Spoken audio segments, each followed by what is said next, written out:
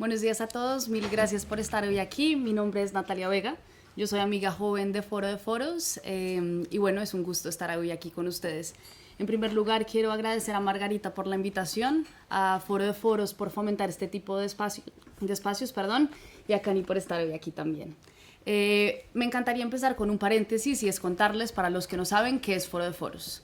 Foro de Foros es una organización que fomenta el diálogo intergeneracional y lo hace a través de diferentes actividades que hace durante todo el año.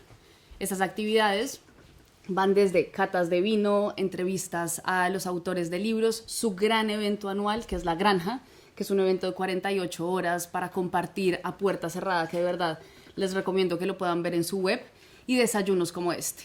Este desayuno de hoy tiene el nombre Instituciones con Nombre Propio, y a mí me gusta muchísimo porque nos invita a ver las instituciones de una forma distinta. Normalmente vemos las instituciones como unas estructuras mucho más alejadas, pero hoy tenemos la oportunidad de verlo como de una parte mucho más humana, desde las personas que están detrás de ellas, porque al final lo que no vemos es que esas instituciones tienen unas personas que con su trayectoria y con todo su conocimiento son las que toman las decisiones que nos impactan en el día a día. Ese nombre propio hoy es Cani Fernández. Cani es jurista especializada en Derecho de la Competencia y en Derecho de la Unión Europea. De 1993 a 97 fue letrada del Tribunal de Justicia de las Comunidades Europeas. Después continuó su carrera en el despacho Cuatro Casas, donde fue socia del área de competencia. Ha sido docente en diferentes centros universitarios, ha sido una voz referente en este tema en diferentes foros internacionales, lo cual sin duda alguna la convierte en una de las voces más importantes cada vez que hablamos de competencia. Desde el 2020 es la presidenta de la Comisión Nacional de los Mercados y la Competencia, que para quienes no estén familiarizados es la institución que se encarga de promover y defender el mercado para todos nosotros los consumidores y también de revisar algunos sectores que están regulados como la energía, como las telecomunicaciones y el transporte, entre otros. Y esto al final es muy importante porque cuando un sector está bien regulado lo vemos en la calidad de los productos, lo vemos en los precios, en la innovación y lo vemos también en que haya alguien, en este caso Cani y su grandioso equipo, velando porque no haya prácticas que nos estén perjudicando a nosotros como consumidores. Así que dicho todo esto, Cani, bienvenida, mil gracias otra vez, ¿cómo estás? Muy bien, muchísimas gracias por invitarme y sobre todo por permitirme hacer lo que más me gusta, que es explicar para qué sirve la CNMC y darle pues toda la difusión que se merece, sobre todo porque creo que en un momento como el que estamos, que podamos entender que en este país hay instituciones fuertes que funcionan bien, creo que es de muchísima importancia. Sin duda alguna. A mí me encantaría que la conversación de hoy la empecemos con que te conozcamos a ti y a partir de esa mirada podamos entrar a entender lo que hace la CNMC. Así que si te parece, me imagino que cuando tú te presentas, este cargo de presidenta ocupa muchísimo espacio, pero me encantaría que nos cuentes quién eres tú, mucho más allá de ese título, cómo te defines. Bueno, me defino fundamentalmente desde el punto de vista de, digamos, fuste, soy abogada de fuste. Recuerdo que hace no mucho me otorgaron la medalla de honor de la Facultad de Derecho de Zaragoza, donde estudié Derecho, y una de las cosas que decía es que en el fondo uno proyecta realmente lo que es como ADN. Yo diría que lo que soy es abogada y de causas tanto ganadas como perdidas, y pregúntale a mi marido si es verdad, porque las discusiones que a veces tenemos son tremendas, ¿no? Pero bueno, aparte de eso me defino como aragonesa, a pesar de que no nací en Aragón, nací en Cartagena, porque en aquel momento mi padre, que era militar de aviación, estaba destinado en San Javier como profesor de vuelo, pero soy aragonesa por los cuatro costados. Mi madre es de Huesca, mi padre era de Barbastro, de ahí para arriba, ¿no? Lo cual también imprime mucho carácter. Sin duda. Sí, tiene que ver también con la parte de independencia y de no moverse de la vía, el chufla chufla como no te apartes tú, pero bueno, eso lo veremos después, ¿no? Y luego me defino también como esposa y madre de 4 hijos que hemos juntado con mi marido. Y bueno, con los que estamos muy comprometidos en muchas causas de todo tipo, ¿no? Si quieres luego hablaremos también de alguna de ellas, como Margarita sabe muy bien. Me encantaría hablarlo de una vez cuando hablas de esas causas que verdaderamente te mueven desde la parte personal. ¿Cuáles son? Bueno, estamos y digo estamos en este caso en plural porque mi marido tiene una fundación que se dedica a ayudar a jóvenes que aun teniendo una capacidad intelectual elevada, pues no tienen medios, ¿no? Formamos parte de una fundación que se llama Dadoris, que la constituimos un grupo de amigos hace muchos años. Yo la constituí pro bono cuando estaba en Cuatro Casas, fue mi contribución, pero no solo, y ahí lo que hacemos es que seleccionamos a jóvenes con notas de selectividad de 13 y pico, pero que tienen por unidad familiar, o sea, por cabeza de la unidad familiar, menos de 2.000 euros de renta al año, y esto todavía existe en España, ¿no? Ya tenemos en estos momentos varios jóvenes Dadoris que aprobaron ya su carrera, y para que te hagas una idea de la calidad humana de esta gente, entre todos ellos han fundado una beca Dadoris. Imagínate. Sí. Cuando terminan la carrera, Dadoris no llega a lo que pueda ser una formación pues doctoral o de algún tipo, no máster, etcétera. Y ahí es donde entra la Fundación Jorge Padilla, que está intentando de alguna forma pues ayudar a todos estos jóvenes brillantes que tenemos en nuestro país a llegar donde no pueden, ¿no? Y ahí es donde cuando tengo un poquito de tiempo dedico, pero cuando deje el cargo me meteré de lleno. Ahora más adelante te preguntaré justo por eso, de cuando dejes el cargo. Cani, todas estas experiencias desde la docencia, lo de la fundación, bueno, todo lo que contaba yo ahora cuando contaba sobre tu perfil, ¿qué aprendizajes te han dejado, qué lecciones que aplicas en tu día a día en la CNMC? Bueno, yo creo que a lo largo de mi carrera ha habido varias cosas que he aprendido y que siempre que me preguntan, sobre todo chicas, intento transmitir. La primera de los aprendizajes es que la organización es fundamental. O sea, la organización tanto desde una perspectiva de capacidad profesional como desde una perspectiva de conciliación. Si te organizas bien, puedes llegar a más cosas, ¿no? Y organización a veces, en el caso de las mujeres, supone invertir en ayuda en casa. Esto es una inversión, no un gasto. Totalmente. ¿Vale? Pero bueno, organización primero, fundamental. La segunda cuestión que también he aprendido es que hay que seguir estudiando día a día. O sea, no podemos sobrevivir en un mundo como estamos sin estar permanentemente absorbiendo los conocimientos que... O sea, ahora mismo estamos, por ejemplo, en la CNMC con temas de inteligencia artificial y somos punteros, pero porque hemos podido estar permanentemente... Hay que seguir estudiando día a día. Luego la otra cuestión es la tercera, capacidad de adaptación a las circunstancias que te vienen, o sea, tener siempre la mente muy abierta con los pilares de lo que tú has ido ya aprendiendo, pero estar permanentemente atento a poderte adaptar a lo que viene.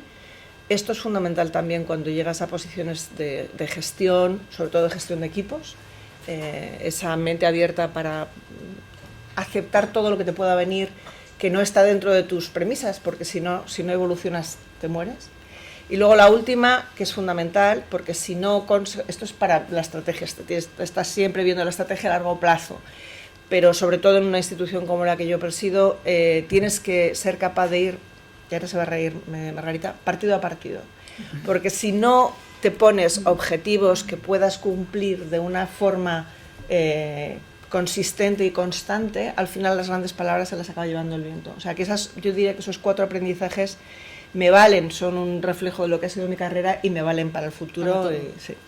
Y ahora que hablabas de evolución, me recuerdas a una frase tuya que me llamó muchísimo la atención, y es que dices que te gusta más o que prefieres la cooperación que la confrontación y la evolución que la revolución, si no estoy mal. Sí, no, estás bien. Sí. ¿Cómo llevas eso a tu día a día en la CNMC, sobre todo en un ambiente político que es como tan polarizado y tan complejo como el de hoy? Empiezo por lo de la evolución y la revolución, lo pongo en contexto. Estamos viviendo un momento ya desde hace años donde se les está pidiendo a las autoridades de competencia que abandonen sus principios de control y que intenten incluir en lo que es nuestro enfoque de competencia cuestiones como, por ejemplo, la política industrial. Nos piden que fomentemos la autonomía estratégica, nos están pidiendo que hagamos una Europa fuerte y que permitamos que existan campeones europeos, que por lo tanto relajemos los controles de concentración.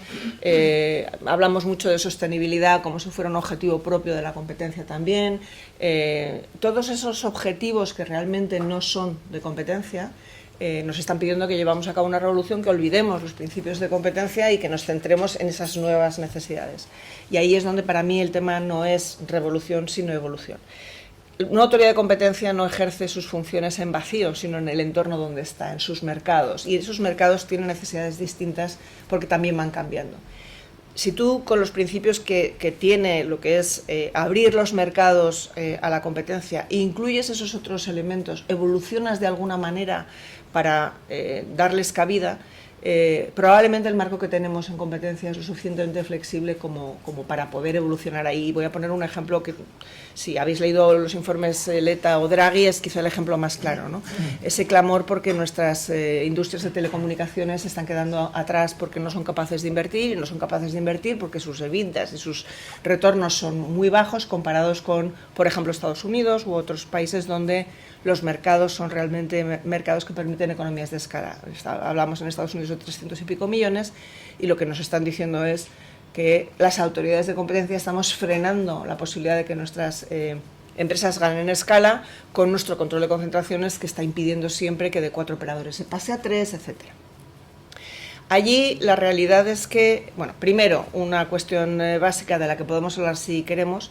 Una de mis luchas y que no pienso cejar en el empeño es volver a criticar que el mercado interior a nivel de la Unión Europea no se está cumpliendo como se debe cumplir. Lo estoy viviendo cada día en las interconexiones energéticas con Francia, en los obstáculos que ha tenido Renfe para poder entrar, por ejemplo, en Francia, en la inexistencia de mercados de capitales realmente europeos que puedan fomentar pues a las startups y el emprendimiento europeo. Hay un montón de elementos en los que falla el mercado interior. Y uno de los que falla es, por ejemplo, que el espectro sigue siendo nacional. El espectro que utilizan las compañías de telecomunicaciones para poder prestar sus servicios sigue siendo nacional. Entonces, intentar pretender que un mercado como el español, con 40 y tantos, vamos por ahí ya, millones de habitantes, pueda competir en términos de economías de escala con uno como el americano, es una falacia. O sea, esa consolidación, que yo creo que es necesaria, porque es verdad que las industrias de telecom necesitan poder generar para invertir en el 6G y en lo que nos viene, necesita un entorno, un terreno de juego que sea un terreno de juego de 450 millones de habitantes, ¿no? Y esto que te digo para las telecoms me vale igual, por ejemplo, para la energía y otros mercados en los que Europa tiene un gran potencial, ¿no? Tenemos un muy buen potencial, por ejemplo, en mercados financieros, pero no hay fusiones transnacionales, y lo que tenemos que hacer es eliminar esas barreras nacionales. Allí, imagínate que por un momento tuviéramos una capacidad de mutualizar el espectro entre todos los Estados miembros, que es algo que se está intentando trabajar desde la propia Comisión, mandando ese mensaje. Aún así, todos los precedentes que hemos tenido a nivel de la Unión Europea vienen a establecer casi como si fuera una Biblia que un 4-3, es decir, pasar de 4 operadores a 3, es un ni de broma. ¿Por qué? Pues porque están haciendo un análisis de lo que es la estructura de mercado antes y después de la operación muy estático. Están viendo que si los operadores actuales que compiten a muerte siendo 4 pasan a 3, van a competir menos y por lo tanto los precios van a subir y por lo tanto el consumidor va a pagar precios más elevados. España es de los países donde los servicios de telecom son más baratos. Bueno, contra eso, ¿cuál es el argumento? Te dicen, no, hombre, si yo gano escala puedo invertir en el desarrollo del 6G. Pero esa eficiencia no es una eficiencia inmediata que se produzca en el mismo momento en que yo me fusiono. Si es una eficiencia que tengo que ver con un análisis de mercado estático, se tiene que producir como consecuencia de la fusión de forma inmediata. Y por lo tanto, si no está allí cuando se produce ese 4-3, no me vale y te prohíbo la operación. Si tú haces ahora un análisis dinámico de mercados y nuestro marco de operaciones de concentración lo permite, otra cuestión es que la supervisión posterior sea muchísimo más difícil. Imagínate que pudieras integrar lo que son eficiencias dinámicas, las que se van a ir produciendo con el paso del tiempo. Y pudieras llegar a integrar como eficiencias de la operación todas las inversiones que se tienen que hacer en las próximas infraestructuras para llegar, por ejemplo, a conseguir que el 6G, o sea, lo que es ya realmente una transmisión de señal sin latencia, que es lo que hace falta para poder operar a distancia, para poder conducir un coche a distancia, o sea, que no haya latencia, que en el mismo minuto en el que tú llegas a la señal, te llega allí, no hay retraso. Para eso hay que invertir, ¿no? Vale, imagínate que pudieras integrar todas las inversiones que se vayan a hacer como una eficiencia. En ese caso, probablemente esa operación ya no sería anticompetitiva, porque podrías hacer un análisis de la restricción de competencia y la posible subida de precio con lo que es una ampliación de la calidad del servicio y de nuevos productos. Ese es el debate que hay ahora mismo en Europa. Para mí es una evolución, no una revolución, porque ya lo puede hacer el marco actual. Y hay un ejemplo muy claro, que es Vodafone 3, por ejemplo, en Inglaterra, donde sobre la base de las eficiencias dinámicas se ha permitido la operación. La Comisión está revisando ahora mismo las líneas de cooperación horizontal en materia de concentraciones, precisamente para ver si puede o no integrar temas de mercados dinámicos. Yo creo que ahí este es un ejemplo, pero te podría dar más, ¿no? En cuanto a lo de cooperación y confrontación, a ver, ¿qué nos está pasando ahora mismo con las autoridades de competencia de los Estados Unidos? Por ir un ejemplo claro, nosotros seguimos cooperando con ellos. O sea, es verdad que están en un momento complicado, que el presidente de la Federal Trade Commission es un hombre muy de autonomía estratégica, muy de Trump, y así como Abigail Slater, que es la persona del DOJ, es un poco más abierta de mente, una persona como más de cooperar, pero nosotros lo que tenemos muy claro es que toda la cooperación que hemos tenido entre autoridades de competencia que se establece, hay muchos foros, por ejemplo, el más importante sería el International Competition Network, donde nos reunimos todas las autoridades de competencia del mundo, somos 140 y tantas autoridades de todos los países que tienen autoridad de competencia, y ahí intentamos establecer normas más o menos homogéneas, porque los negocios y las empresas tienen una huella internacional y no puede ser que estén sometidos a regímenes distintos allá donde vayan. Entonces estamos intentando, con buenas prácticas, etcétera, establecer pues, elementos de cooperación, ¿no? Entonces allí hay muchísima discusión, porque algunos países miembros estarían encantados de expulsar, por ejemplo, expulsamos en su momento a Rusia cuando invadió Ucrania, pero están ahora hablando de la posibilidad de expulsar a Estados Unidos, ¿no? Y ahí la tensión es no, porque estás expulsando por país, no por autoridad. Claro. Y tenemos que tener alguna forma de seguir nosotros pues predicando la buena nueva de que la competencia es un instrumento fundamental también de igualdad de oportunidades en los mercados y de accesos a los mercados, ¿no? O sea, si tenemos por otros ámbitos ya unos cortocircuitos que se van imponiendo, no cortocircuitemos más, sigamos cooperando. Y este tipo de cooperación a nivel internacional también lo hacemos a nivel nacional. Recuerda que España es una estructura que tiene autoridades de competencia autonómicas con las que cooperamos permanentemente y estamos asignando en los casos permanentemente cuando una posible infracción de competencia tiene un ámbito que no excede del ámbito de la comunidad autónoma y nos llega a nosotros, pues por ejemplo, se lo pasamos o ellos nos asignan algo suyo y estamos permanentemente cooperando también.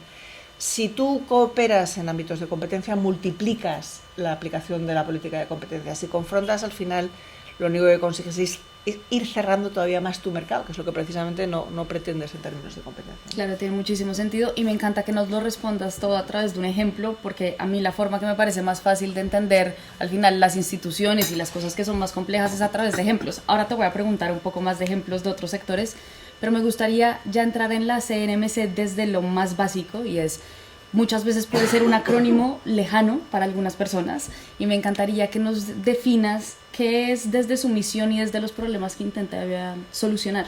Bueno, la verdad, sí, gracias. Primero de todo, creo que, y está aquí mi director de comunicación, Jesús Gabirondo, voy a romper una lanza porque llevamos ya 5 años y medio intentando explicar bien qué hacemos y tengo que reconocerle a Jesús que ahora ya no nos confunden con la CNMV, lo cual es ya muy importante. Sí, o sea, ya al menos ya, antes cuando los taxistas se querían manifestar en Barcelona, se iban a la CNMV, los pobres de la CNMV estaban fritos. Ahora resulta que la CNMV se ha mudado a nuestras oficinas en Barcelona, con lo cual se lo hemos puesto fácil a los taxistas, pero bueno, la realidad es que cada vez más ya no nos confunden con la CNMV. Nosotros lo que hacemos es regulación de mercados reales, mercados que están proporcionando directamente los servicios a los consumidores, y lo que intentamos, o sea, es una institución que está allí para velar porque el funcionamiento de los mercados se haga en términos de competencia, que no se erijan barreras de entrada, que las empresas no puedan llevar a cabo acuerdos que reduzcan la competencia o que las empresas muy importantes no puedan poner obstáculos a Estamos, por ejemplo, pensando en las Big Techs, ¿no? Que no puedan poner obstáculos al desarrollo de los negocios por parte de competidores o de clientes. Tú hablabas antes de consumidores. Para mí, cuando yo pienso en consumidores, pienso no solo en la persona física, sino también en las empresas. Sí. Porque, y esto lo quiero dejar muy clarito desde el principio, la CNMC no es una autoridad de consumo.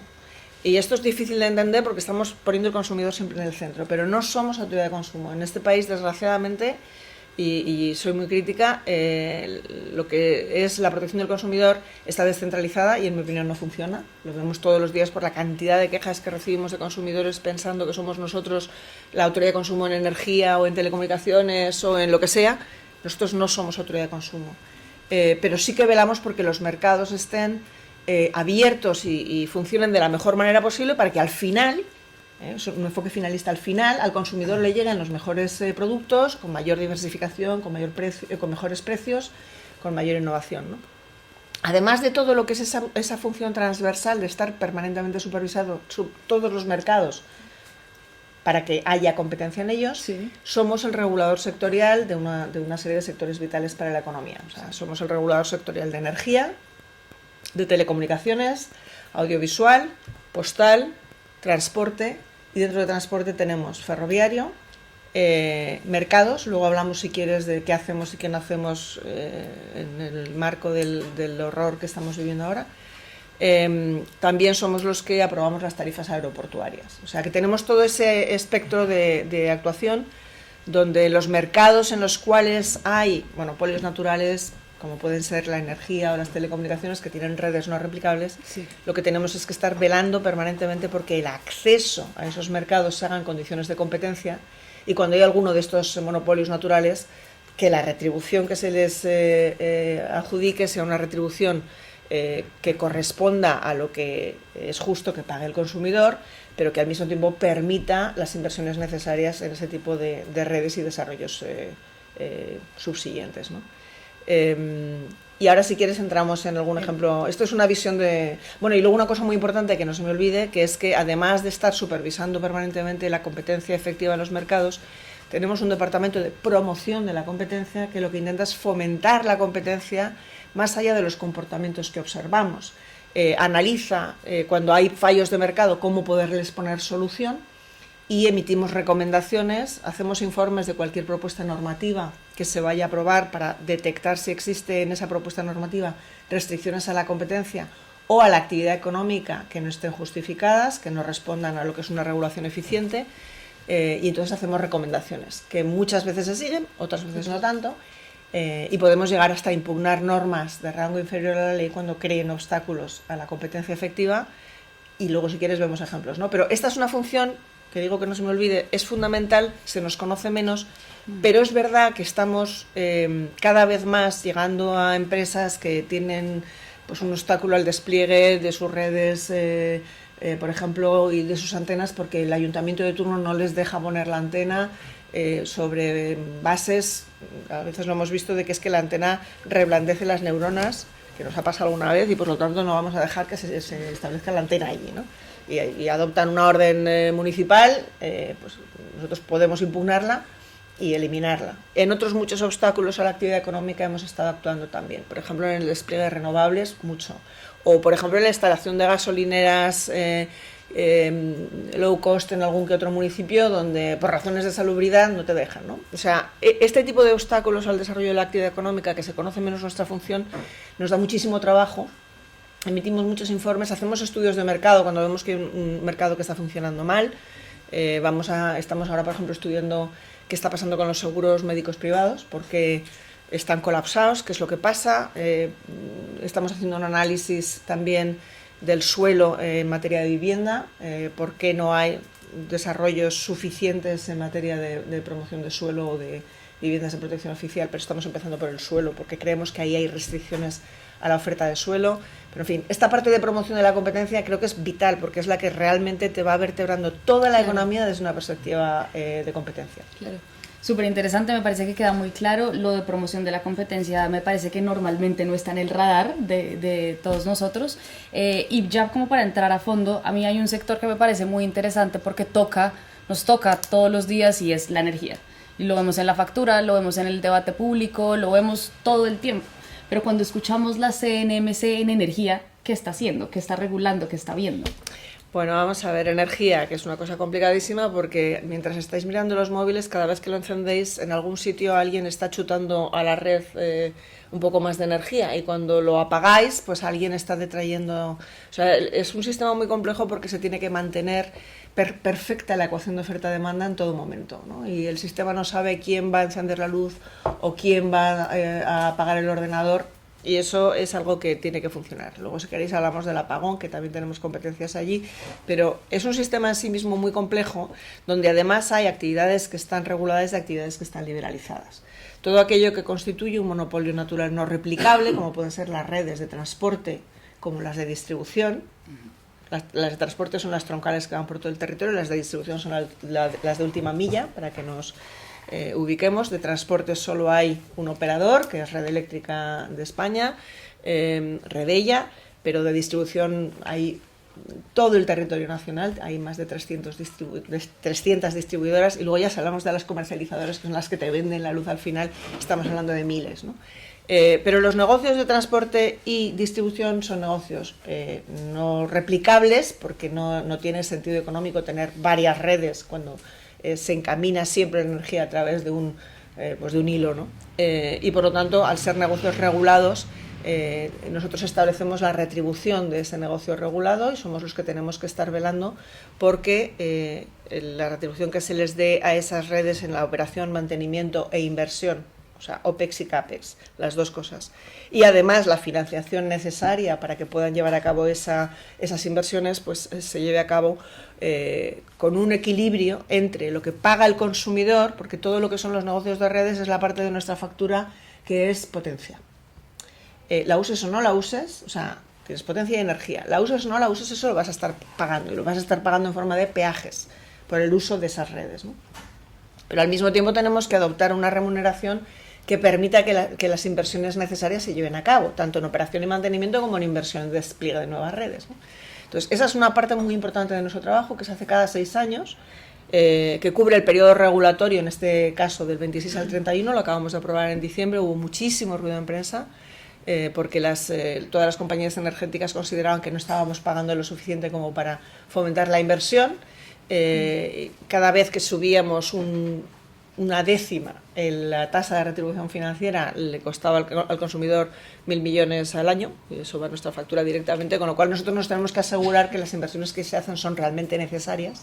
Y aquí doy un dato: a fecha de hoy todavía no hemos superado el pico de demanda que tuvimos en el 2007, de demanda efectiva. Tenemos en estos momentos solamente en fotovoltaica instalada más capacidad de lo que supuso ese pico de demanda, y tenemos contratados en estos momentos más de 90.000 megavatios, cuando nuestra capacidad está en el entorno de los 30 y tantos mil máximo en punta, y que nos congestionan las redes desde una perspectiva contractual, pero que no se están efectivamente usando. Lo digo porque esto de que tenemos las redes congestionadas, tiene que ver con el hecho de que haya peticiones de acceso a las redes, pero que no se están utilizando de forma efectiva, ¿vale? Y de ahí a las que se vayan a utilizar de forma efectiva, pues veremos. Por dar un ejemplo, ¿no? Ya sé que el hidrógeno está todavía en mantillas, pero hubo 270 peticiones de acceso ya para empezar con el hidrógeno a inyectar en red de forma piloto.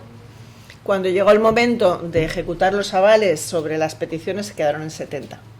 Y esto en energía pasa igual. O sea, cuando tú llega el momento en el que tienes que ejecutar el proyecto y tienes que tu aval ya lo tienes que poner encima de la mesa para que el proyecto funcione, algunos se quedan por el camino. Es decir, que tenemos una congestión contractual que no real de redes, y esto es muy importante porque en la medida en que nos pongamos a construir más redes sin que hagan falta, nuestra factura de la luz se incrementa. Sí. Si no hay mayor demanda, la parte de peajes no la vamos a distribuir entre más gente. Entonces, lo que ya estamos pagando a fecha de hoy, si incrementamos la inversión en redes sin que se genere nueva demanda, pues eso nos cae a todos a nosotros, ¿no? O sea que eso es importante que quede, porque cuando pensamos que no retribuimos suficiente a las energéticas, lo que está en el otro lado es que el consumidor no paga de más. Claro. O sea, ese es nuestro equilibrio, y por eso es tan difícil, y por eso sabemos que se genera tanto ruido mediático. Va en el cargo, es lo que hay, ¿vale? Entonces, cada 6 años hacemos las circulares que van a regular esa retribución, tanto en electricidad, que las terminamos en diciembre, como en gas, que empezamos ahora, porque el año de gas va de octubre a octubre. Okay. Porque como el frío y la parte donde tienes que almacenar empieza en octubre, pues allí es donde empieza también ese año de gas, ¿no? Esa es una parte de lo que hacemos, que es muy importante. Luego, si queréis, hablamos, si tenéis alguna curiosidad sobre si, en mi opinión, pagamos mucho, pagamos poco, por qué, etcétera, lo podemos comentar, porque ahora ya que las circulares son públicas, ya puedo hablar con libertad de tanto la metodología como los parámetros que hemos aprobado, ¿no? Hay más en energía, porque claro, todo lo que es la venta de la energía en los mercados, eso sí está liberalizado y funciona como un auténtico mercado donde se casan las ofertas y las demandas de un día para el día siguiente, hasta hace muy poquito, hora a hora, y ahora cuarto de hora a cuarto de hora. O sea, tenemos un enfoque de mercado tan de última milla de energy only, o sea, que lo que es importante es que si en el cuarto de hora 1 es más barato que en el cuarto de hora 2, pues que se pueda contratar por cuarto de hora y así bajamos la factura. Eso tiene un problema de gestión brutal, porque imaginaos lo que es que en cada cuarto de hora cambia la configuración de lo que es el portfolio de las energías que está viendo el operador técnico del sistema. Está el operador del mercado, que es el que casa las ofertas, pero luego está el operador técnico del sistema, que tiene que saber, con una antelación de 24 horas, para poder programar si va a haber más consumo en esta hora o menos consumo, por el precio que se ha dado, si entran renovables o no, si entra un ciclo combinado, y todo esto manteniendo la tensión de la red siempre estable, porque si no se nos producen apagones, ¿no? O sea, la complejidad es tremenda. Europa ha dado ahora una instrucción de pasar a ese cuarto horario, y lo que vemos es que las oscilaciones en cambios de programación cada cuarto de hora pues son difíciles de gestionar, ¿no? Parte de esto puede estar también detrás de lo que es esas oscilaciones que tuvimos la desgracia de sufrir el pasado 28 de abril. Pero en la parte de lo que es ya mercados, nosotros lo que hacemos es supervisar que esas ofertas también se hagan en condiciones de mercado y que no haya manipulaciones de mercado. En definitiva, la parte de competencia entra de lleno. O sea, regulación, cuando tenemos que regular porque solo hay un operador que preste, y cuando digo los 300 distribuidores, cada uno de ellos tiene un monopolio natural en su territorio, no es que compitan. O sea, y luego tenemos la parte ya que está totalmente liberalizada, donde lo que hacemos es supervisar que las ofertas se hagan de forma competitiva y que no haya manipulaciones de mercado, ¿no? Como tú dices, es complejísimo, como que uno lo escucha y tiene 1000 factores que entran en juego, y es inevitable preguntarte por el apagón. ¿Cuál es el papel que tiene la CNMC ahí? Nosotros tenemos que supervisar que todos los operadores que intervienen en el mercado cumplan la normativa que les atañe, ¿no? Entonces, hay una normativa, la de mercado está clara. No he dicho que en los mercados, por ejemplo, pues hay casaciones diarias y luego intradiarias, y hay momentos en los cuales, si en un ámbito de prestación hay alguna restricción técnica, porque, por ejemplo, la diferencia de tensión impide que haya un continuo, pues tú tienes entonces que llamar a un ente de producción de esa zona, porque no le va a llegar la energía por la restricción técnica que hay, para que entre en esa zona, y eso ya es un precio normalmente superior.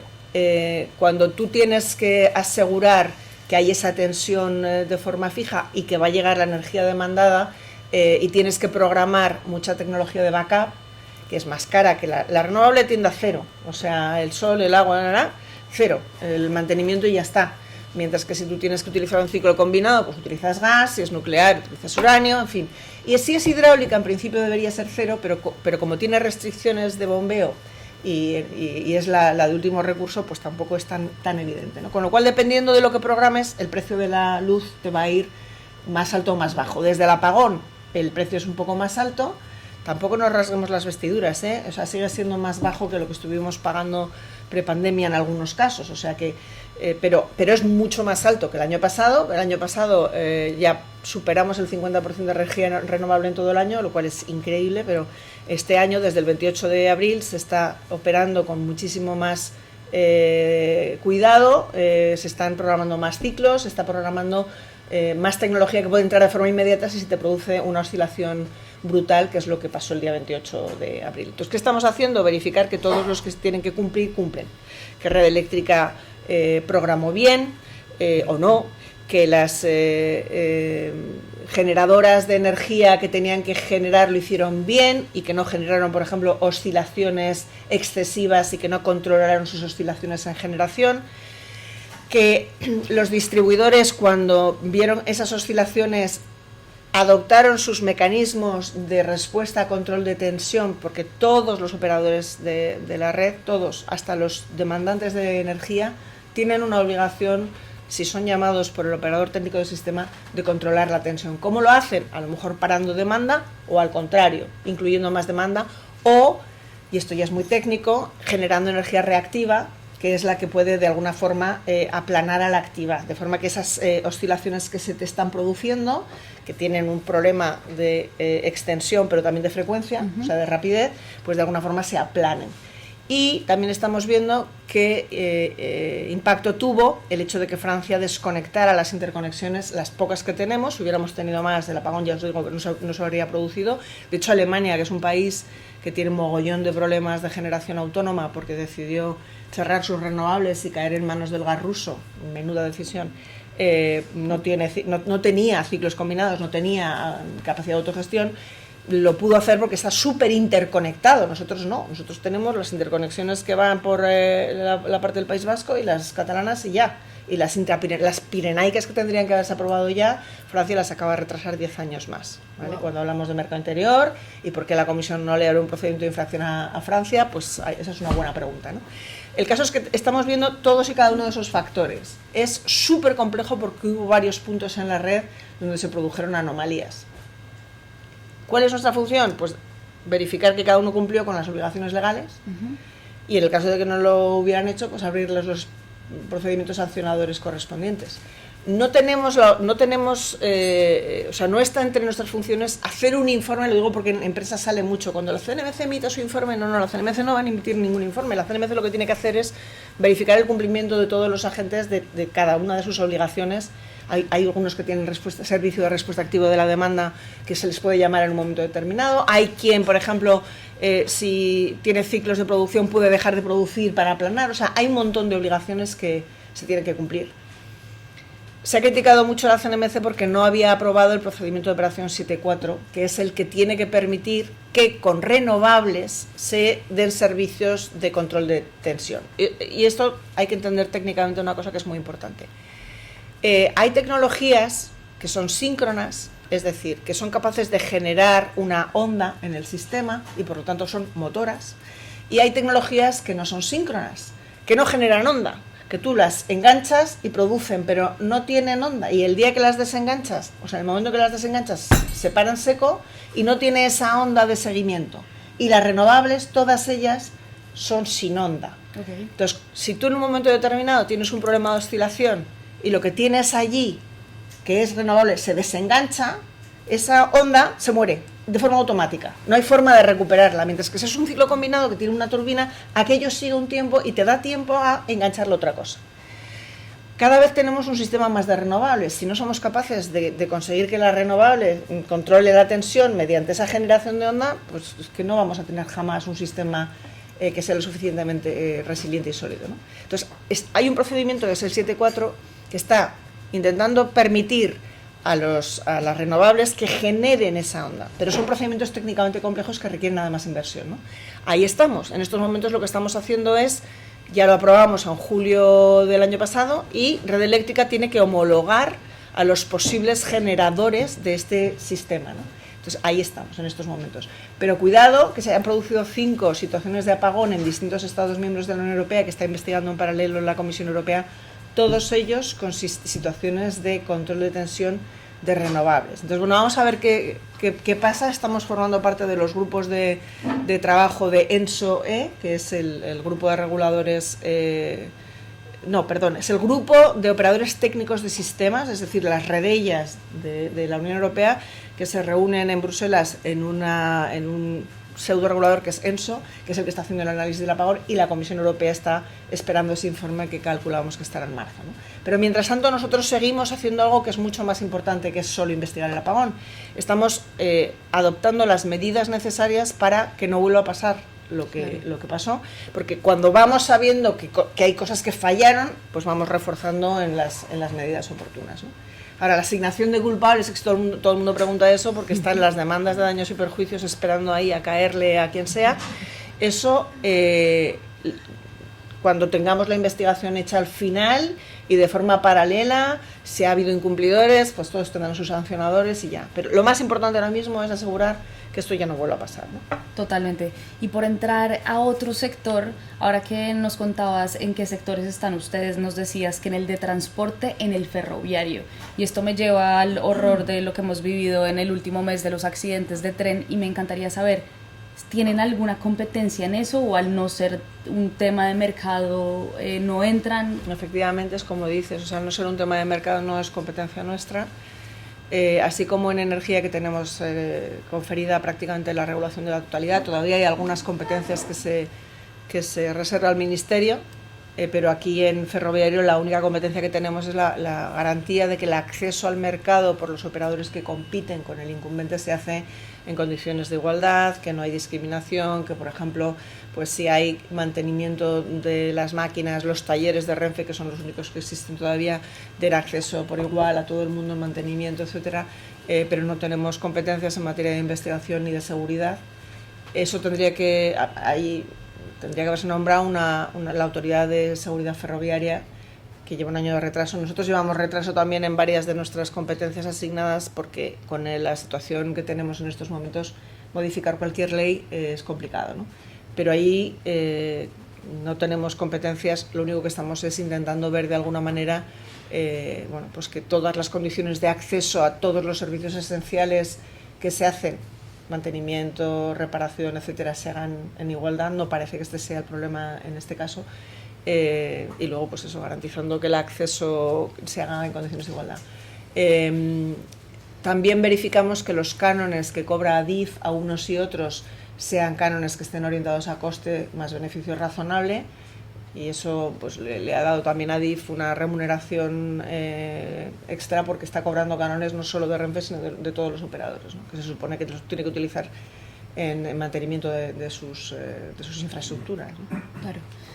Bueno, y por ir cerrando sobre la CNMC, hay un tema que también vemos normalmente, y es el tema de los cárteles o los amaños en licitaciones. En ese caso, ¿en qué están? ¿Qué has encontrado tú en estos años de tu presidencia?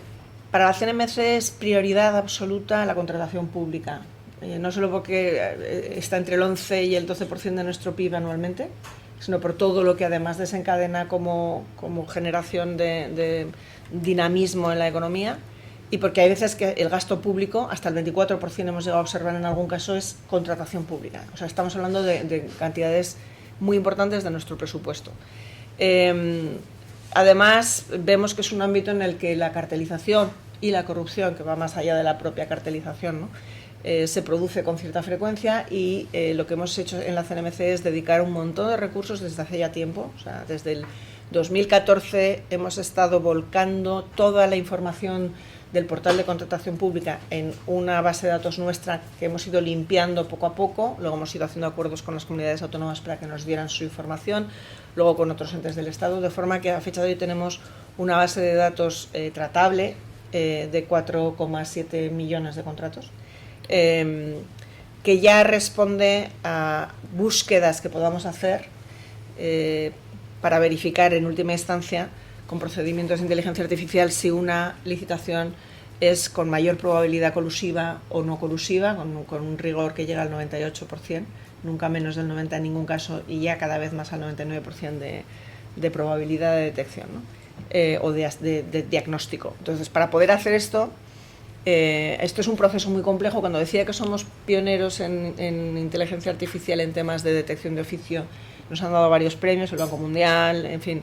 Y no solo eso, cuando decía que cooperamos con el DOJ, una de las razones por las que cooperamos es porque nosotros les hemos formado a ellos en detección algorítmica de infracciones en materia de contratación pública, no solo a ellos. Lideramos un proyecto en la Comisión Europea en el marco de la ECN, de la Red Europea de Autoridades de Competencia, precisamente para detección algorítmica de posible colusión en concentraciones. Es un proceso que lleva muchísimos años, y a él hemos llegado con hitos. Por ejemplo, el primer algoritmo que se diseña, que fue en el 2019, es un algoritmo muy, muy simple, que es capaz de procesar estamos hablando del 2019, PDFs, leerlos y volcar toda la información del PDF en información tratable. Tenemos información, cuando tú rellenas un formulario y vas poniendo en cada una de esas pestañas esa información, eso es porque luego va a ser tratable, esa información la puedes llamar.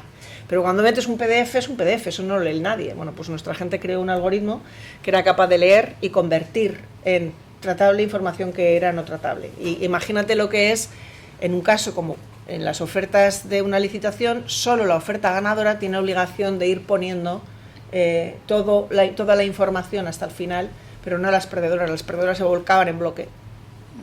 Esto nos permitió en un momento determinado tener ya no solo las ofertas ganadoras, sino también las perdedoras. Y empezamos entonces a entrenar a nuestro algoritmo, a un nuevo algoritmo, para que descubriera patrones. O sea, sabiendo qué empresas solían ir juntas a licitaciones, pues se identificaba patrones donde la empresa A primero perdía, luego ganaba, luego perdía, luego ganaba, luego perdía, mientras que la empresa B primero ganaba, luego perdía, y seguían los patrones. Este fue el siguiente paso, donde ya empezamos a ver que había patrones que se repetían. Entonces ahí empezamos con aprendizaje de máquina a enseñarle a nuestro algoritmo cuáles eran las características que tenía que ir buscando para detectar cosas, ¿no? Luego lo que ya empezamos a hacer fue, contrastando con todos los carteles que ya el Tribunal Supremo nos había confirmado, seleccionamos un grupo de control, lo dejamos fuera y pusimos todos esos carteles en la piscina de los datos y le dijimos a Brava, que es como se llama el algoritmo, porque es Bit Rigging Algorithm for Vigilance and Antitrust, dijimos, Brava, encuéntralo. Y entonces Brava se entrenó con eso, lo encontró y luego cuando ya lo habíamos hecho dijimos, venga, el grupo de control dentro, a ver si lo encuentra. Lo encontró todo, perfecto. Y ya a partir de ahí hemos ido evolucionando todavía más, ¿no? Entonces a fecha de hoy, en contratación pública tenemos ya varias resoluciones adoptadas que son el resultado de haber encontrado, o sea, por ejemplo, las últimas que hemos tenido, tuvimos una de material militar, mantenimiento de material militar, otra de alimentos para colectividades, hospitales, prisiones, colegios, etcétera, donde se habían puesto de acuerdo también las licitantes. La última que hemos tenido es agencias de viaje, donde las agencias de viaje que ofrecen servicios mediante una licitación a entidades públicas, en este caso era el Banco de España y la Complutense, pues se habían puesto de acuerdo. Y eso nos permite ser muchísimo más ágiles y luego nos permite otra cosa que es muy importante. En la Ley de Contratos del Sector Público hay dos instrumentos que sirven para, con carácter preventivo, si un poder adjudicador observa que hay algo raro, nos lo manda y hay un procedimiento express donde nosotros podemos hacer una primera visión de si esto tiene problemas de posible colusión. Con los mecanismos que hemos desarrollado, ese contraste lo hacemos de forma bastante más rápida, ¿no? Claro. Bueno, ahí estamos. Y luego hay otro artículo que es el 150, que es que cuando ya se observa cualquier indicio en el marco de la ejecución de un contrato, nos lo pueden mandar y ahí ya investigamos a SAR. Ahí estamos teniendo resultados muy... Y vamos, seguimos evolucionando. Hay otro proyecto muy bonito que es Atenea, que interactúa ya, al que tú le puedes preguntar y te puede explicar por qué te salen determinadas cuestiones. Hasta ahora solo nos salían cuadros de diagramas de colores, ¿no? Pero para poder ir a una orden judicial, a obtener un auto de entrada y registro, tienes que ser capaz de explicarle al juez por qué una maquinita tuya te ha dicho que esto es colusivo, ¿no? Porque no es Minority Report. Nosotros lo hacemos sobre la base de indicios sólidos, ¿no? Pero claro, para obtener ese auto judicial de entrada de registro, tienes que convencer a un juez y explicarle por qué eso que te dice Brava realmente corresponde con una colusión. Qué interesante todo lo que nos cuentas, y no sé si soy solo yo, pero en verdad no tenía ni idea que había tanta tecnología y tantos como temas de inteligencia artificial desarrollándose. Bueno, en la tenemos CNMC. otro que se llama Lexia, que lo utiliza el Departamento de Promoción y que está leyendo permanentemente los boletines oficiales de las comunidades autónomas para detectar barreras a la actividad económica antes de que se nos pase el plazo para recurrir. Buenísimo. Sí, esa está un poquito más atrasada, pero la estamos entrenando. Bueno, es muy interesante y realmente me encantaría quedarme aquí preguntando mil y mil cosas, pero también quiero dar espacio para que ustedes puedan preguntar. Entonces, regreso a ti ya para terminar. Este año terminas tu periodo como presidenta. Me encantaría saber si tienes pensado algo específico, si te vas a regresar a la docencia, quieres seguir en un lugar como este, vuelves a la empresa privada. A ver, es verdad que el 16 de junio acaba formalmente mi mandato. Es no renovable, son 6 años no renovables, pero también es verdad que hasta que no nombren a mi sustituto no me puedo ir. Entonces, y mi predecesor estuvo, por ejemplo, 9 meses de más, ¿no? Depende de que haya los suficientes acuerdos políticos como para poder proponer y aprobar. Tienes que pasar por Congreso, todos los miembros de la CNMC pasan por el Congreso para obtener su voto o su veto. Con lo cual la fecha es aproximada, pero no es cierta. Entonces, ¿eso a qué me lleva? A no pensar absolutamente en nada de lo que voy a hacer después, porque no sé cuándo empezaré. Y no hay nada peor cuando tú estás en un trabajo que empezar a pensar en el siguiente porque no haces el tuyo, ¿no? Entonces yo en estos momentos no sé qué voy a hacer, o sea, honestamente no tengo ni idea de lo que voy a hacer. Estoy, como te decía cuando estábamos hablando sin micro, yo lo que hago ahora es que al principio de cada mes cojo mi plan estratégico que hice cuando llegué a la CNMC, verifico qué me falta por hacer, si es que me falta algo, porque claro, tengo que terminarlo antes de irme, ¿no? Muchas de las cosas que están allí, prácticamente todo lo que depende de mí está hecho. Los equipos han trabajado de forma, estoy súper orgullosa de los equipos que tiene la CNMC, la capacidad técnica que tiene esta gente, pero también el compromiso. Viniendo de la empresa privada y además exigente, tengo que decir que me han sorprendido,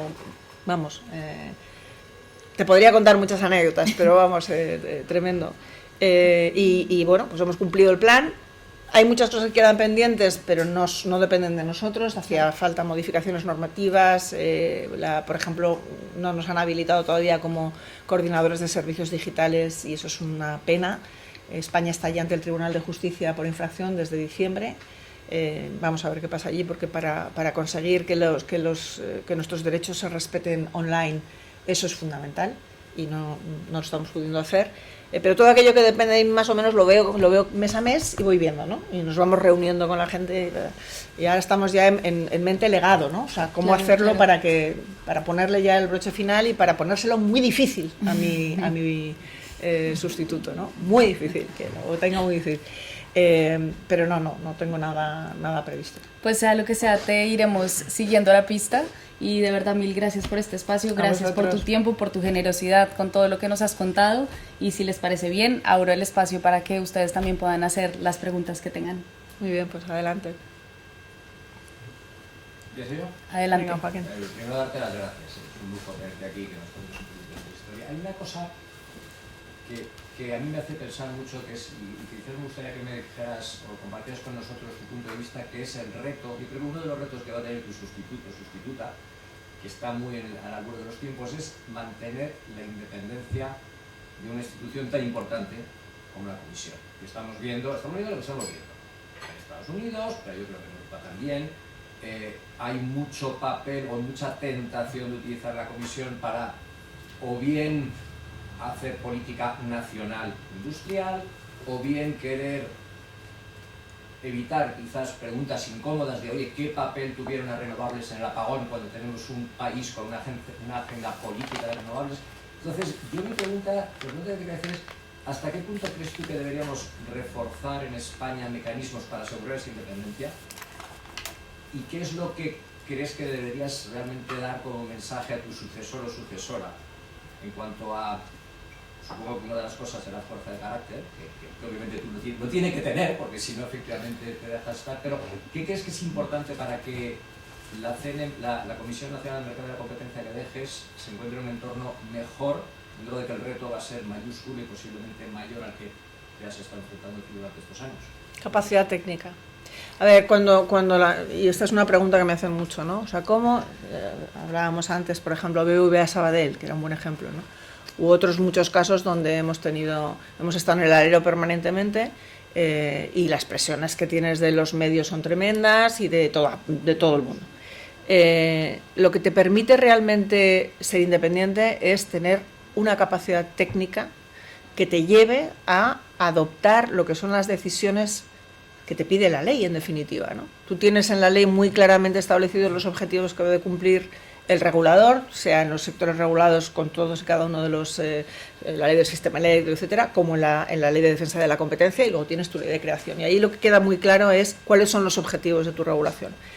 La capacidad técnica es lo que te permite juzgar si lo que te suben los servicios, que tienen una altísima capacidad técnica, es adecuado o no, y tu capacidad de decisión es la que tiene que, en definitiva, o sea, no decidimos en vacío, y esto es muy importante saberlo, o sea, estamos bien dotados de servicios técnicos. Es cierto que con las nuevas funciones que te van poniendo cada vez más, porque desde que yo estoy en la CNMC ha habido no sé cuántas numerosísimas funciones, he tenido la suerte de convencer a los ministerios de turno que necesitábamos más gente, y ya cuando tomé posesión éramos 508 y ya estamos por los 600, pero claro, también me tienen que dejar, y estamos con presupuestos renovados, que les pueda pagar los sueldos, ¿vale? Que es otro problema, estamos tirando de nuestro remanente de tesorería. O sea, hemos tenido la posibilidad porque teníamos un remanente de tesorería. Entonces, necesitamos capacidad técnica a todos los niveles. Lo que nos sube ya tiene un análisis técnico impecable, pero tú tienes que tener una capacidad de decisión sobre lo que te suben, y para eso tienes que tener capacidad técnica. Entonces, fundamental. Eso es fundamental. O sea, cuando tú haces tu análisis con rigor, cuando cumples los procedimientos, cuando has tenido además contraste con todos los operadores, en temas de energía, por ejemplo, yo no sé cuántas consultas públicas hemos hecho. Esto de que se nos criticaba en prensa de que no nos hemos sentado con el sector. No es verdad. Primero, antes de empezar el periodo regulatorio, nos sentamos con todo el mundo, en momento no suspecto, para oír cuál es. Primero hacemos un informe de análisis de los 6 años anteriores, un análisis económico-financiero, cómo han funcionado las empresas, qué obstáculos han tenido. Después nos sentamos con ellos. Y ya cuando empieza el proceso, empieza todo ese proceso en el cual contrastamos todo nuestro análisis técnico una y otra vez con consultas públicas. Todo eso está muy bien, pero si quienes están arriba, me refiero en el Consejo, los que son nombrados, propuestos por el Gobierno, bueno, propuestos por el Ministerio de Economía, nombrados por el Gobierno, pero tiene que darle su último que el Parlamento. No tienen capacidad técnica, estamos perdidos. Y esto lo hemos visto porque en los momentos más difíciles, con todas las presiones políticas que tú hayas visto, te puedo decir que, por ejemplo, la operación BBVA Sabadell se analizó desde una perspectiva de competencia. Cualquier otra cosa, para eso hay una fase 3. ¿Vale? Pero capacidad técnica, fundamental. Y solamente en la medida en que tú tengas esa capacidad técnica puedes responder con una respuesta técnica. O sea, a ti te piden que no prohíbas algo y dices, pues que mira, aplicando la normativa de competencia, o te piden al contrario que apruebes algo y dices tú, pero mira, es que esto es un paso de 2-1, a monopolio. ¿Cómo voy a yo? Es que yo hago el análisis de competencia. O sea, que capacidad técnica. Los procedimientos están como para garantizar que los elegidos tengan capacidad técnica. Estrictamente hablando, sí. Tienes, o sea, no se me ocurre más que es que estás pasando por el Congreso. Y aparte, no es que estés pasando solo por el Congreso para tu aprobación, es que tienes que pasar por el Congreso cada año, porque lo establece así la ley, para rendir cuentas. Con lo cual, el siguiente que venga, si tú no lo has hecho bien, pues ya tienes a sus señorías dispuestas a decir, mire, es que su predecesor no tuvo lo que había que tener, con lo cual aquí le veto. Yo he comparecido ya, llevo 5 años y medio, y creo que han sido 6 o 7 veces, porque he comparecido más veces cuando me han llamado, y además siempre se lo he dicho a sus señorías, que cuando quieran me llamen, que yo voy y explico, si estoy encantada de contar lo que hacemos. Yo diría que es eso, capacidad técnica. Y luego sí, tienes que tener un talante, no es lo mismo ser consejero que ser presidente. Para ser consejero tu capacidad técnica ya te avala, ya está, porque lo que haces es fundamentalmente estar en el proceso de decisión. Para ser presidente además tienes que tener capacidad de gestión de una institución, tienes que tener visión de Estado, es fundamental, tienes que tener buena relación con tus... Claro, somos la autoridad europea de todos los reguladores en España, ¿no? Tienes que tener buen enlace con las instituciones. Hay otra serie de criterios, ¿no? Pero yo creo que el perfil está bastante bien definido, diría yo. Adelante. Ahora que está tan de moda lo de los aranceles y, en fin, toda la batalla geopolítica, en ese entorno, en el análisis, en la definición de políticas, ¿tiene algún papel las autoridades de competencia? ¿Contribuyen de alguna manera? A ver, yo creo que nuestra principal contribución tiene que seguir siendo defender que, con independencia de todo eso, las normas de competencia se tienen que seguir respetando igual, y es lo que te decía antes de la evolución. O sea, a mí los aranceles, por definición, me produce sarpullido, porque yo soy una autoridad que lo que intenta es que los mercados estén abiertos. Pero si tú lo que crees es que tienes que tener, para tener, por ejemplo, empresas que sean mucho más resilientes de futuro, y no hemos hablado de las pymes, pero es una cosa que nos preocupa y mucho, y estamos haciendo un montón de cosas para intentar fortalecer a nuestras pymes, ¿no?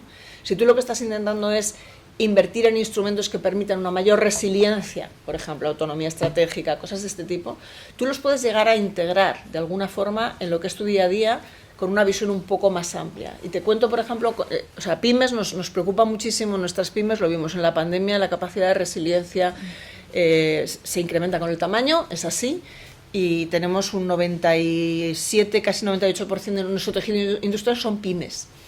Entonces, cosas que observamos, ¿no? Por ejemplo, en un 30% de las licitaciones a contratación pública se presenta una única empresa y pymes prácticamente ninguna. ¿Por qué es eso? Bueno, pues lo estamos investigando ahora. Uno de los estudios que acabamos de aprobar ahora es un informe sobre obstáculos al crecimiento de las pymes, y hay un capítulo específico de contratación pública. ¿Por qué hacemos esto? Porque queremos ayudarlas, y si para ayudarlas hay que de alguna forma tener una visión de competencia muchísimo más de enfoque proactivo y preventivo de barreras y pues hágase, ¿no? Entonces, aranceles y competencia yo creo que están reñidos. Si hablamos de autonomía estratégica, le puedes dar un enfoque de, oye, cómo conseguir que nuestras empresas tengan más músculo para competir, ¿no? Y ahí yo creo que sí que tenemos capacidad de definir, pues eso, prioridades, ¿no? Te doy el ejemplo de las pymes, pero puede haber otros ámbitos, ¿no?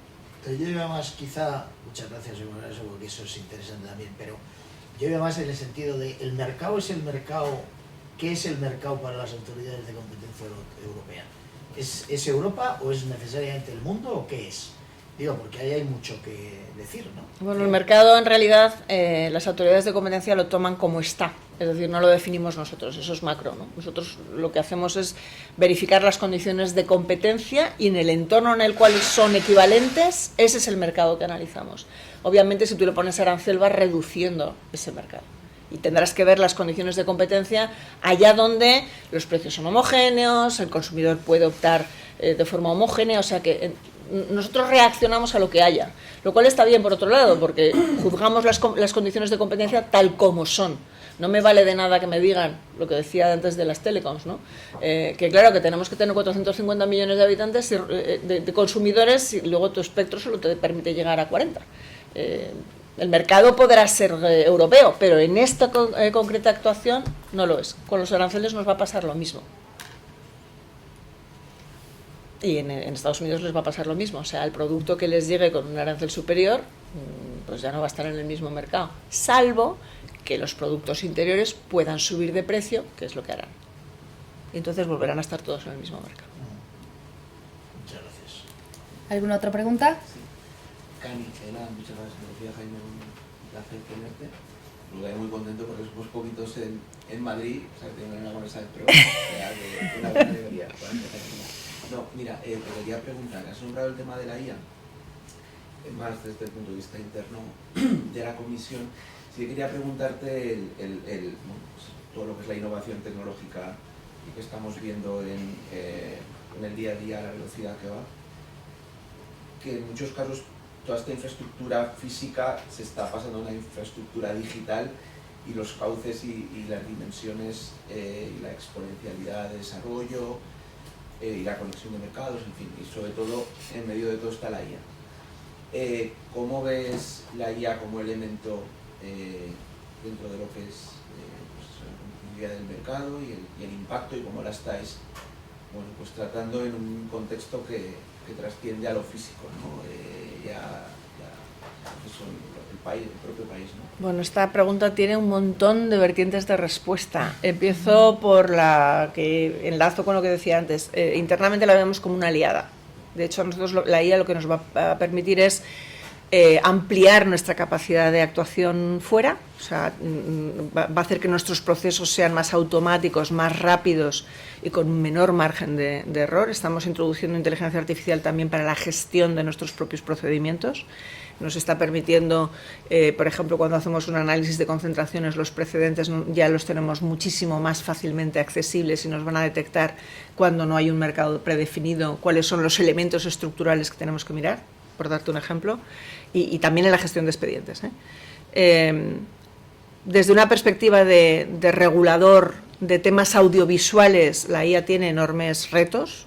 Te hablaba antes del DSC, que es una pena, pero si tuviéramos ahora mismo, por ejemplo, competencias, estaríamos viendo qué hacemos con Grok, por ponerte un ejemplo de cosas que tenemos que estar haciendo. O sea, nosotros tenemos, por ejemplo, en materia audiovisual, funciones de revisión de los sistemas de verificación de edad de menores. Te puedes imaginar allí todo lo que tiene, pero eso de momento lo estamos haciendo solo en las plataformas de intercambio de vídeos, porque por audiovisual tenemos esa competencia, pero no por coordinador de servicios digitales, y nos estamos entrenando para cuando nos las den. Desde una perspectiva de autoridad de competencia, la inteligencia artificial en estos momentos, igual que los servicios en la nube o igual que otros elementos, nos están mandando señales muy fuertes de que tenemos niveles de concentración en los mercados muy elevados y, por lo tanto, problemas que ya los hemos visto con las plataformas en buscadores o en el fondo es otra aplicación más que está en manos de pocos y que, por lo tanto, te puede llegar a generar los mismos problemas de competencia que ya hemos vivido, ¿no? De hecho, hay una discusión ahora mismo en Bruselas, en el seno del High Level Group de la DMA, del que formo parte a título personal, donde se está viendo si la IA es candidata a estar ya incluida en la DMA o no, porque no es una plataforma en sentido estricto, ¿no? Bueno, y ahí estamos en discusión de cómo conseguir que todos los problemas que vamos observando de competencia, de un elevado grado de concentración de los prestadores de esos servicios, de la capacidad de hacer un lock-in de forma que tú no puedas. Estamos ahora mismo todos viendo qué pasa con el tema de Facebook, por ejemplo, Meta, que en WhatsApp está intentando prohibir la utilización de estructuras de inteligencia artificial distintas de la suya. Y hay otros proveedores como Lucía y otros que se están quedando fuera. Es un tema que estamos en coordinación con la Comisión Europea para ver cómo conseguimos que no se cierren los mercados, porque en el momento en que caiga en manos de 4 volvemos a decantarnos al monopolio otra vez, como hemos visto en todas las Big Tech anteriores, ¿no? Y desde competencia estamos, pues eso, muy activamente siguiendo esta cuestión. Si hace falta abrir un procedimiento sancionador en su caso, pues se abre, porque nosotros no estamos, o sea, la DMA es verdad que la Comisión Europea es la que la aplica, nosotros monitorizamos, pero seguimos teniendo las herramientas de competencia de abuso de posición de dominio, ¿no? Entonces, la IA, dependiendo, es como la pólvora al final, o sea, fue un gran descubrimiento para cosas muy buenas y muy malas, ¿no? Pues aquí tenemos lo mismo. Nosotros la vemos en algunas cosas como aliado, pero al mismo tiempo, y precisamente el hecho de utilizarla nosotros nos permite tener un mayor conocimiento de cómo podernos defender después, ¿no? Por eso era tan vital en nuestro caso no dejar la carrera de la IA atrás. Y de hecho al principio me acuerdo que hubo mucha crítica cuando se montó la unidad de inteligencia económica. Había algún meme en redes sociales de mira la tía, la CNMC ha hecho la tía y tal, no sé qué. Bueno, tienes que seguir mirando, bueno, cosas que nos planteamos, por ejemplo, ¿no? Cómo hacer inspecciones en el metaverso, que no es ninguna tontería, porque cada vez más se van desplazando a utilización de juegos por videojuegos, los intercambios de información entre los cartelistas, cosas de este tipo, ¿no?